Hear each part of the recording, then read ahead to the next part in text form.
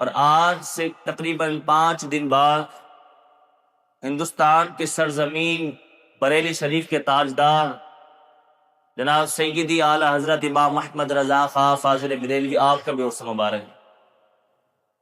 اور الحمدللہ تعالی ہم اہل سنت سے تعلق رکھتے ہیں، اور ہماری گھٹیوں میں یہ چیز شامل ہے کہ بیٹا جب بھی تمہارے اسلاف کی بات آئے تو پھر تم نے دب کر نہیں رہنا، بلکہ اس کا چرچا کرنا ہے، کہ جس طرح قرآن نے کہا فَاذْكُرُونِي أَذْكُرْكُمْ، کہ جو میرا ذکر کرتا ہے میں اس کا چرچا کروا دیتا ہوں۔ اللہ پاک نے فرمایا کہ جو میرا ذکر کرے فَاذْكُرُونِي أَذْكُرْكُمْ، تو میں اس کا چرچا کرا دیتا ہوں۔ ہمارے بزرگان دین نے اللہ تبارک و تعالیٰ کا کیسا چرچا کیا، اللہ تبارک و تعالیٰ کو کیسے یاد کیا، کہ اللہ تبارک و تعالیٰ نے پھر انہیں تنہا نہیں چھوڑ دیا، بلکہ جس طرح انہوں نے اپنے آپ کو رب کے حضور پیش کر دیا، اللہ تبارک و تعالیٰ نے پوری کائنات کو ان کے سامنے پیش کر دی۔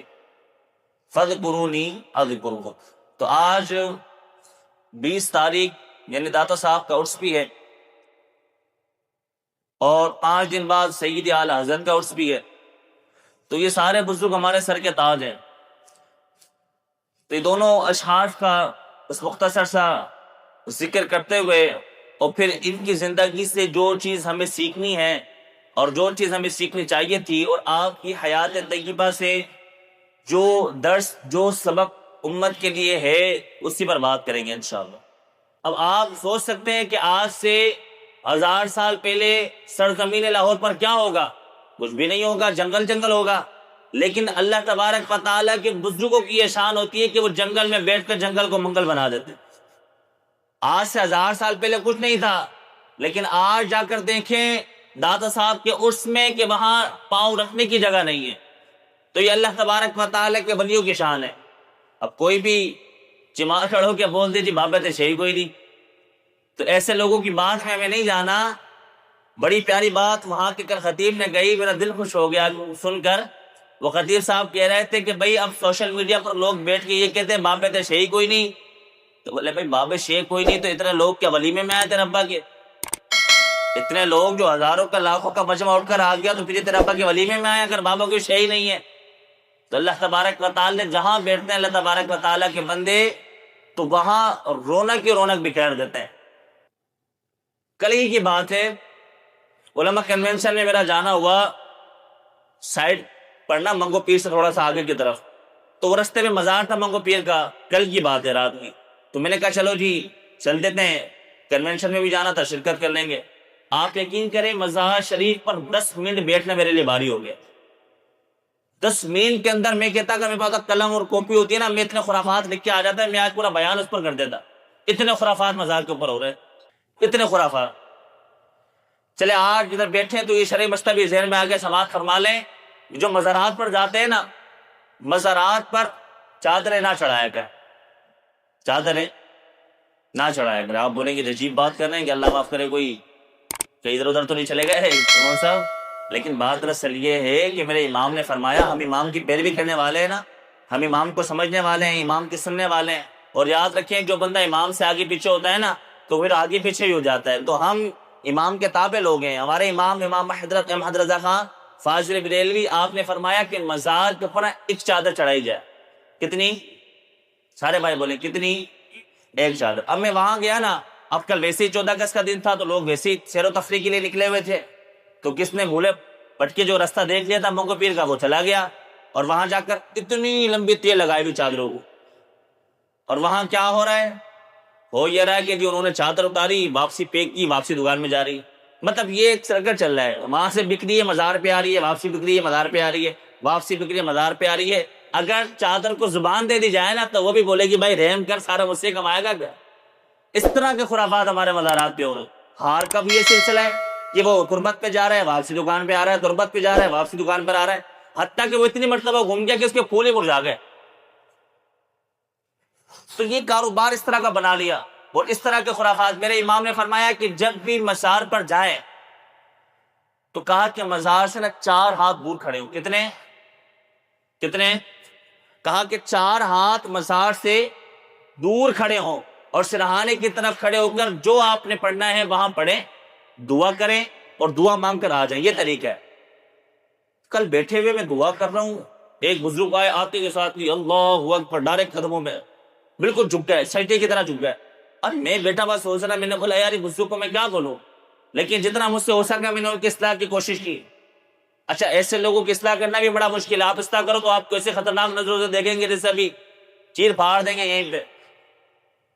تو ہمارے امام نے ہر موقع پر ہماری جو ہے وہ رہنمائی فرمائی کہ مزارات پر جانا ہے تو کس طرح حاضری دینی ہے، مسجد میں آنے کے آداب بھی میرے امام نے بتایا کہ مسجد میں آنا ہے تو کیسے آنا ہے. امام احمد رضا خان فاضل بریلوی اللہ تبارک و تعالی نے آپ کو وہ ذہانت عطا فرمائی تھی کہ آپ لوگوں کو سمجھانا بھی جانتے تھے. ایک ہوتا ہے تقریر کرنا، تقریر کرنا بڑا ہی آسان ہے، بڑا ہی آسان ہے، لیکن ہوتا ہے ایک بندے کو سمجھانا. آپ نا، آپ کی 13 سال عمر تھی غالباً، تو آپ کے پاس نے ایک فتویٰ آیا. اور فتویٰ کیا آیا؟ کہا کہ جی اس مسئلے کے اوپر آپ نے جواب دینا ہے. 13 سال کی عمر میں آپ مفتی بن گئے تھے، یہ بھی آپ کا کمال تھا. بولے سبحان اللہ. اللہ پاک نے اتنی مہارت آپ کو ہر علم پہ عطا فرمائی تھی کہ مسئلہ آپ کے پاس کیا آیا؟ کہا کہ جی مسئلہ رضاعت کا آیا ہے، تو یہ بتائیں کہ اگر ایک بچہ ہے، اس نے ناک کے ذریعے دودھ اس کا چلا گیا، ہم سب ماں سے پیدا ہے نا، اللہ کریم ہماری ماں کو عمر دراز بالخیر عطا فرمائے، بولے آمین.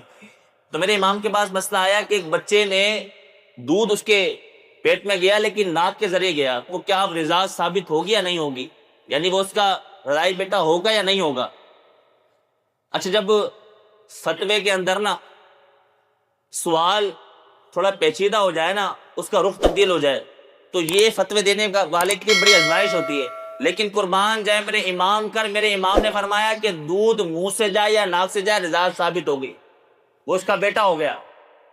تو یہ جب آپ نے فتویٰ تحریری طور پر لکھ کے دیا نا، اور آپ کے والد گرامی وہ بھی وقت کے بہت بڑے عالم دین تھے، جب انہوں نے وہ فتویٰ پڑھا اور کہا کہ کس نے لکھا فتویٰ، تو کہنے والوں نے کہا کہ جی آپ کے صاحبزادے نے لکھا ہے، احمد رضا نے. تو آپ فرمانے لگے کہ چلو آج سے میں اپنا سامان اٹھاتا ہوں، آج سے فتوے لکھنے کی ذمہ داری آپ کی ہے. اتنے کمالات اللہ تبارک و تعالی نے آپ کو عطا. آپ سمجھانا جانتے تھے لوگوں کو. آپ نے ایک جگہ جبل پور کے اندر آپ کے ایک مرید رہتے تھے، تو آپ ان کی دعوت پر نا وہاں پر گئے، تو وہاں پر جمعے کا وقت ہوا تو آپ کو فرمائش کی کہ جمعہ آپ پڑھائیں. تو آپ جمعہ پڑھانے کے لیے ممبر پر تشریف فرما ہوئے، جس طرح میں آپ سے تقریر کر رہا ہوں اسی طرح خطابت آپ نے کی. تو خطاب کرتے ہوئے آپ نے فرمایا کہ یہ جو جمعے کی اذان ہے نا، یہ جو دوسری والی بھی ہوگی جو مودی صاحب دیں گے نماز کے لیے، تو کہا کہ یہ اذان یہاں نہیں دینی چاہیے بلکہ گیٹ کے پاس دینی چاہیے. یہاں نہ دو، گیٹ کے پاس دو. اچھا اذان اس کی بھی ہو جائے گی جو یہاں پر کھڑا ہو کر دے گا. کہ یہاں پر جی آپ الگ مسئلہ لے کر آ گئے. تو وہاں جو لوگ بیٹھے تھے نا، انہوں نے پتہ ہے کیا کہا؟ انہوں نے کہا جی مولوی صاحب کمال کر رہے ہیں، ہم 50 سال سے نمازیں پڑھتے ہوئے آ رہے ہیں، ہمارے مولوی صاحب تو یہی اذان دیتے تھے، آپ نے آ کر مسئلے کا رخ ہی بدل دیا کہ جی وہاں پر اذان دینی چاہیے. تو انہوں نے کیا کیا؟ انہوں نے کچہری کے اندر یعنی عدالت کے اندر نا کیس دائر کروا دیا کہ جی انہوں نے یہاں پر آ کر فساد پھیلا دیا، ہم تو گھر سے دراز سے اذان دیتے تھے اور یہ آ کر کہہ رہے ہیں کہ جمعے کی اذان یہاں نہیں گیٹ کے پاس دینی چاہیے. اب لوگ چلے گئے کچہری.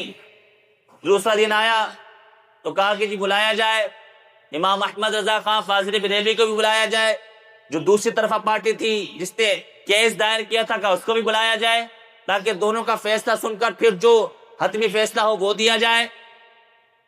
وہ جو گیٹ پر دربان ہوتا ہے نا بلانے والا، جو آواز ہے جی فلاں بن فلاں حاضر ہو، تو وہ بھی میرے امام کا مرید تھا. بولے سبحان اللہ. وہ بھی میرے امام کا مرید تھا.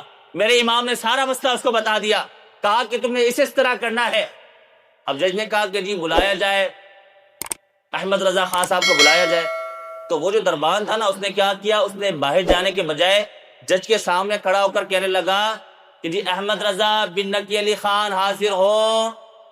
جج کہنے لگا بے وقوف یہ کیا کر رہا ہے، اس کو بلانا ہے تو ان کو ذرا باہر جا کر آواز دے تاکہ وہ سنے تو آئے. تو وہ کہنے لگا کہ میرے پیر و مرشد بھی تو یہ کہتے ہیں کہ جو اندر بیٹھے ہیں ان کو تو پتہ ہے اذان ہو رہی ہے، لیکن جب گیٹ پر اذان دو گے تو جو رستے میں آ رہے ہیں یا جو گھروں میں ہیں ان کو پتہ چل جائے گا نماز کا ٹائم ہو رہا ہے تو وہ دوڑے چلے آئیں گے مسجد.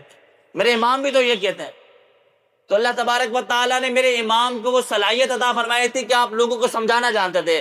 ایک شخص آپ کے پاس آ گیا آ کر کہنے لگا کہ جناب والا یہ بتائیں کہ فرض کی اہمیت زیادہ ہے یا سنت کی؟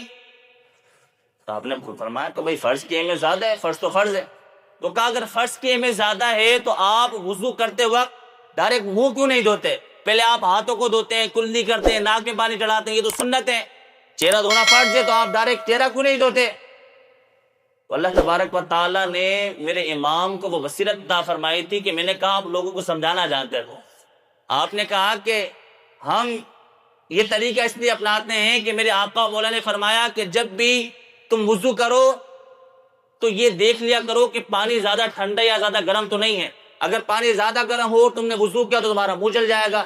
تو کہا کہ شریعت نے ہمیں یہ سہولت دی کہ پہلے ہاتھ دھو کے چیک کر لو پانی زیادہ ٹھنڈا تو نہیں یا پانی زیادہ گرم تو نہیں ہے، اور کہا کہ اس کے بعد شریعت کہتی ہے کہ پھر کلی کر کے چیک کرو کہ وہ بس ذائقہ تو نہیں ہے پانی کے اندر، کہ ذائقہ تو تبدیل نہیں ہو گیا۔ تو کہا کہ ہم چیک کرتے ہیں، ذائقہ صحیح ہوتا ہے تو آگے وضو کی طرف جاتے ہیں۔ اور کہا کہ ہم ناک میں پانی اس لیے چڑھاتے ہیں کہ شریعت کہتی ہے پانی میں بدبو نہیں ہونی چاہیے، اسمیل نہیں ہونی چاہیے۔ تو کہا کہ ناک میں چڑھا کر دیکھتے ہیں، بدبو نہیں ہوتی، اسمیل نہیں ہوتی، تو پھر ہم فرض کی طرف جاتے ہیں، یاری چہرہ دھو کر۔ تو کہا میرے آقا مولا نے وہ نعمت ہمیں عطا کی، وہ شریعت ہمیں عطا کی، وہ کرم ہم پر فرمایا کہ وضو ہمارا کامل جب ہوتا ہے کہ جب ہم دیکھ لیں پانی صاف ہے یا نہیں ہے۔ تو اللہ تبارک و تعالیٰ نے وہ کمالات آپ کو عطا فرمائے۔ امام احمد رضا فاضل بریلوی کو